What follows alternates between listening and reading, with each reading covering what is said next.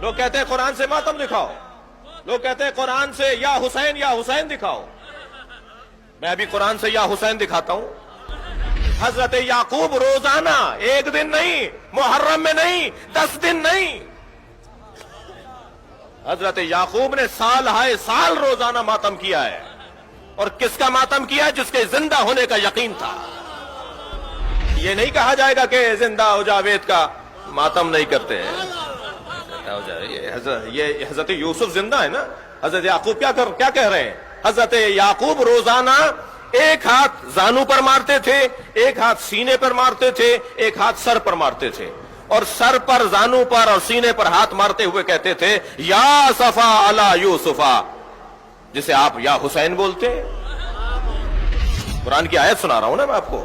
یا اسفا علی یوسفا، یا اسفا علی یوسفا، اے ہائے میرے یوسف، ہائے میرے یوسف، یا یوسف، یا یوسف. کون؟ جو ابھی زندہ ہیں، جن کے زندہ ہونے کا یقین ہے. اور نہ صرف زانو پر، سینے پر اور سر پہ ہاتھ مارتے تھے حضرت یعقوب، بلکہ وَبْيَضَّتْ عَيْنَاهُ، اس کی بعد والی آیت، وَبْيَضَّتْ عَيْنَاهُ فَهُوَ قَدِيمٌ. اور اتنا روتے تھے ماتم کرتے ہوئے کہ رو رو کے حضرت یعقوب کی آنکھیں سفید ہو گئیں. اور قرآن کیا کہہ رہا ہے؟ فَهُوَ قَدِيمٌ. صرف ایک ہی بات تو سامنے آتی ہے. صفحہ تاریخ کو پلٹ کر دیکھیے. جنہوں نے یعقوب کے بیٹے حضرت یوسف کو کنویں میں ڈالا تھا، وہ سامنے نظر آ رہے ہوتے تھے، تب بھی ماتم کرتے تھے اور برداشت کرتے تھے. بھائی غور کریں، بہت واضح پیغام ہے قرآن مجید کا کہ عزاداروں کو کیسے زندگی گزارنی ہے. خبردار خبردار، جنہوں نے اہل بیت پہ ظلم کیا وہ سامنے آ جائیں یا ان کے چاہنے والے سامنے آ جائیں، تم اپنے ماتم سے ہاتھ نہ اٹھانا. برداشت. میں ماتم کا شدید ترین مؤید ہوں.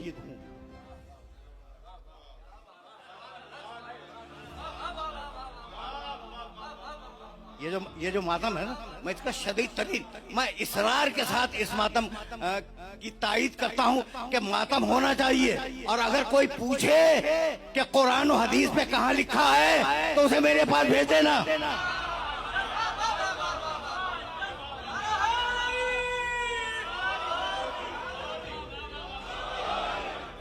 میں شدید ترین مؤیدین میں ہوں ماتم کے. اور میرا یہ جملہ اپنے ذہنوں کے اندر محفوظ رکھ لینا. مجھے واپس جانا ہے آئے مبارکہ کی طرف، لیکن یہ جملہ پہنچ گیا تو سمجھو کہ میری آج کی محنت سہرت ہو گئی. عجیب بات یہ ہے، عجیب بات یہ، پوچھتے ہیں قرآن میں کہاں لکھا ہے، حدیث میں کہاں لکھا ہے. میں دکھلاؤں گا کہ قرآن میں بھی ماتم کا تذکرہ ہے، حدیث میں بھی ماتم کا تذکرہ ہے. لیکن تم سے اگر پوچھا جائے تو تم قرآن حدیث کی طرف نہ جانا. تمہیں جواب بتاؤں، زیادہ تیز ماتم کرو، زیادہ شدت سے ماتم کرو.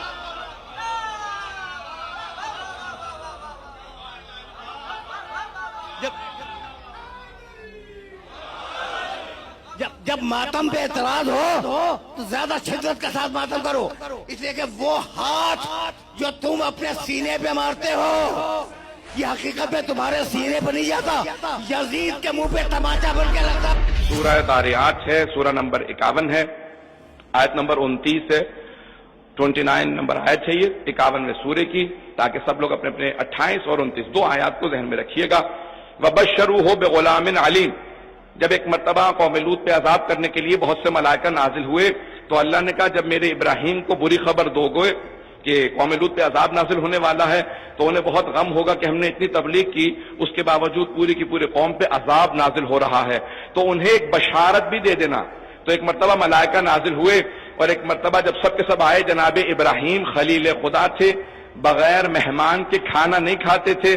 دیکھا کچھ مہمان آئے ہیں، فوراً بلایا، کہا کہ بیٹھ جائیے. ان سب نے ہاتھوں کو روکا ہوا تھا.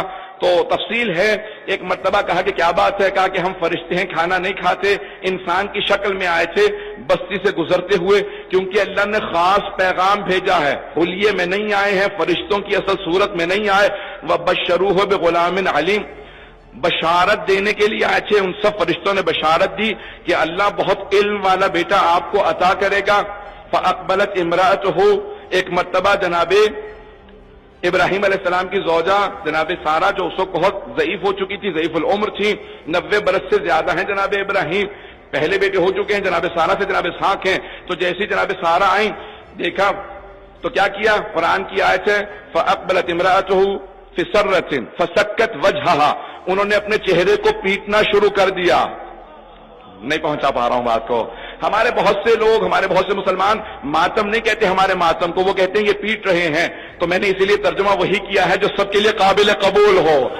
ہم سینے کو پیٹتے ہیں, چہرے کو پیٹنا بہت زیادہ اذیتناک ہوتا ہے. جناب سارہ نے چہرے کو پیٹنا شروع کیا کہ عجوز عقیم, میں بانجھ ہوں, بوڑھی ہو چکی ہوں, اب بچے کو پالنے کی ہم میں طاقت نہیں پروردگارا, اب اس بڑھاپے میں بچے کو کیسے پالیں گے. جب انہوں نے چہرہ پیٹنا شروع کیا, جناب جبرائیل موجود تھے, پروردگار کی آواز وہاں تھی, ابراہیم نبی خدا موجود تھے, ساری آوازیں تھی, کسی فرشتے نے کسی نبی نے نہیں کہا یہ بدعت ہے بند کر دو. سینے پہ ماتم کرنا کم تکلیف دہ ہوتا ہے چہرے کے اوپر, اور وہ اس بڑھاپے میں. جناب سارہ ایک نبی کی بیٹی تھی, جناب لوط ایک نبی تھے ان کی بہن تھی, جناب ابراہیم نبی تھے ان کی زوجہ تھی, جناب اسحاق نبی تھے ان کی ماں تھی. چاروں طرف سے نبوتوں میں گھری ہیں. انہوں نے اپنے فعل سے سمجھا دیا میں نبوت سمجھتی ہوں, دین سمجھتی ہوں. یہ چہرے پہ ماتم کرنا مصائب آنے پہ بدعت نہیں ہے.